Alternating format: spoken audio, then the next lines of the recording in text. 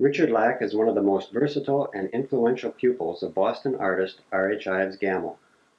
His artistic training began at the Minneapolis School of Art, but his interest in the classical European traditions soon led him to the atelier of Ives Gammell.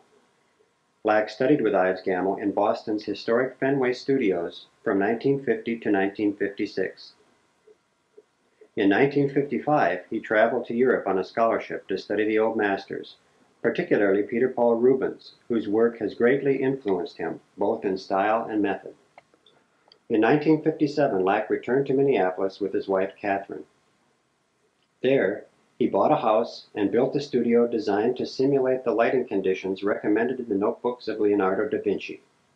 When this was completed, he began to paint a variety of work: still life, portrait, genre, landscape, and figure paintings based on myth, history, and the psychology of Carl Jung. In 1969, motivated by the dearth of adequate training for young art students, Lack founded Atelier Lack, a small, non-profit studio school of drawing and painting with an apprentice program based on the teaching methods of the 19th century French ateliers and the Boston Impressionists. His own training, experience with diverse painting methods, and mastery of so many genres of painting made him not only an important artist, but a uniquely qualified teacher. For many years, his atelier was the only place outside of Boston where students could be trained in that tradition. The superb quality of Lack's work and the importance of his teaching earned him 3 scholarships from the Elizabeth T. Greenshields Memorial Foundation in Montreal, Canada, as well as a grant from the John F. and Annalee Stacy Scholarship Fund. During his long career, Lack has exhibited widely throughout the United States, in both solo and group exhibitions, winning many awards and honors. A large retrospective of his work was held at the Maryhill Museum of Art in Goldendale, Washington in 1988. Lack has been a highly sought-after portrait artist and has painted many notable figures, among them 6 portraits for the Kennedy family in Hyannisport, Massachusetts, a portrait for England's future Earl of Wilmot, and Minnesota Governors Wendell Anderson and Albert Quie. During recent years, he has devoted most of his time and energy to painting a series of large figurative works based on ideas formulated by Carl Jung. Lack is the author of many articles on art, including the influential booklet on the training of painters with notes on the Atelier program. He edited the book, Realism and Revolution, The Art of the Boston School, and was co-founder of the Classical Realism Quarterly.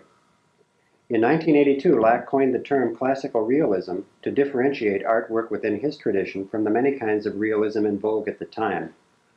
In 1989, he helped establish the American Society of Classical Realism, an organization devoted to the preservation and promotion of fine classical realist and impressionist painting. He is an editorial advisor to the Society's publication, the Classical Realism Journal, and is a founding member of its Guild of Artists. Numerous articles have been written about his work, including Richard Lack's System of Training Painters in the summer 1971 issue of American Artist magazine. Lack is listed in Who's Who in American Art, Who's Who in International Art and Antiques, and International Biographies.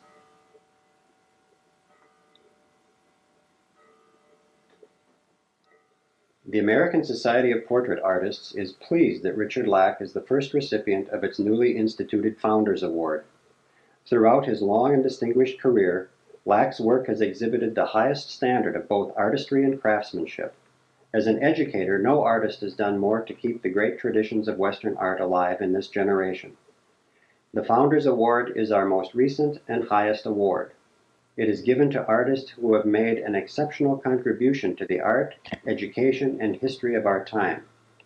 It is with great pleasure that we present this award to Richard Lack.